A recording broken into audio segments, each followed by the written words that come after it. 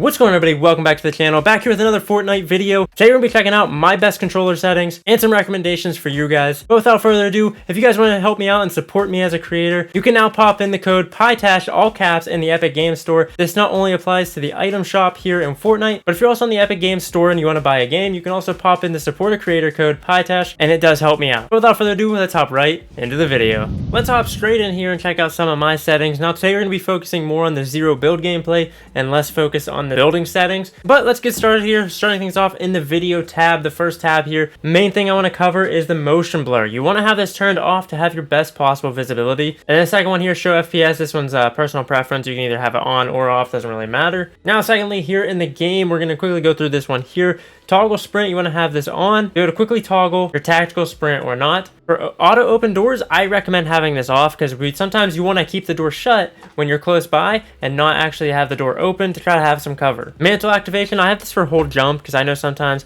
if you get too close to a wall and you're just holding forward or something, it may want to mantle over for you automatically, and you may not want to actually do that. So I have it for hold jump in the air. I feel like that's the best way to get exactly what you want in every situation. Here under the combat category, a hold to swap pickup. This one is more of a personal preference one. I personally have it off. So for toggle targeting, when you have this off, you have to hold down L2 or your left trigger in order for this to actually aim down sights. If you have it on, you just tap it once and you're aimed in, tap it again and you're aimed out. And moving over to my preferred item slots. This is a massive one and every person's going to have theirs a little bit differently, but let's hop in and let me show you mine. So for preferred item slots, you gotta have this turned on. Now again, this may be different for everybody, but for loadout slot 1, I go with my AR. Second slot, gotta have the shotgun in the back pocket, and then lastly, for the SMG. Now currently my loadout slot 4 is empty, but this is normally where I put my sniper or launcher. And then lastly, for my loadout slot 5, I have the consumable item or your health item. And then also you can see here once we back out that the auto sort consumables to the right is actually turned on. And like I said, we're just gonna hop over straight over the building category here. Now we're heading over to the controller option. Since I do play on a controller, if you guys play on keyboard and mouse, I can't really help you out there. But controller auto run, you gotta have this one turned on. Sometimes you don't want to have to hold the left stick the entire way across the map if you're traveling across the map for the circle. Just double tap the stick and you're good to go. You'll auto run the rest of the way. Slide hold time, this one I have it down to 0.12 seconds. So it's very, very quick between my crouch and my slide. And I think that's a really good place to have it. This one may fluctuate a little bit here, but I highly recommend having it under 0.2. Just to be able to get off those quick slides. Next up here we have vibration.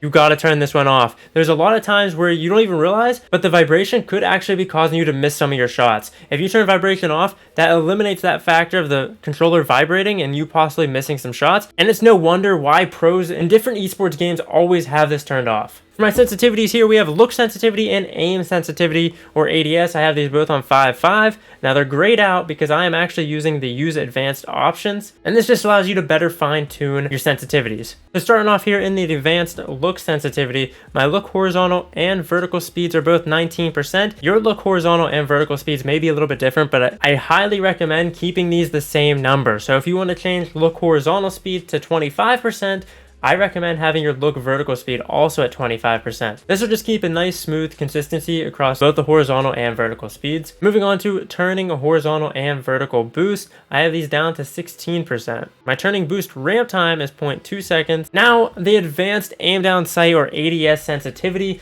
So when you're aim down sight, you want it to be a little bit slower than your normal sensitivity, just so you can hit those precise shots at longer distances. My ADS look horizontal and vertical speeds both at 14%. Again, your percentage may be a little bit different, but I highly recommend keeping your horizontal and your vertical the exact same number. My ADS turning horizontal and vertical boost both at 0% here. Look dampening time 0.2 seconds. Look input curve exponential.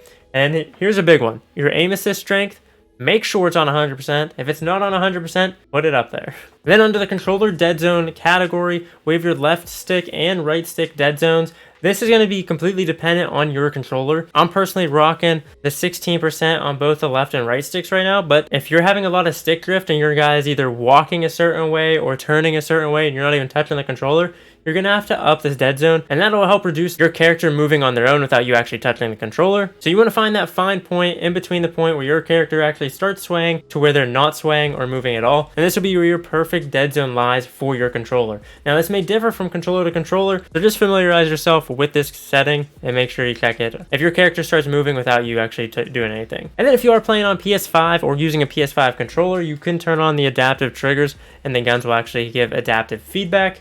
I personally have this turned off, but you can go ahead and give it a try.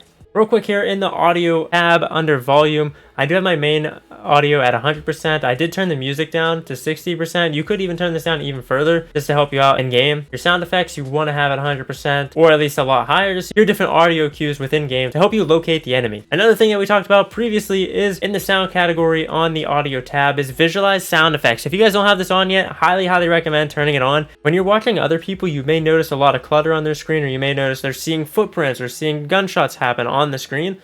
That is visual sound effects. There's so many times where you don't hear the person, but you can actually see their footsteps coming and exactly which direction they're coming from.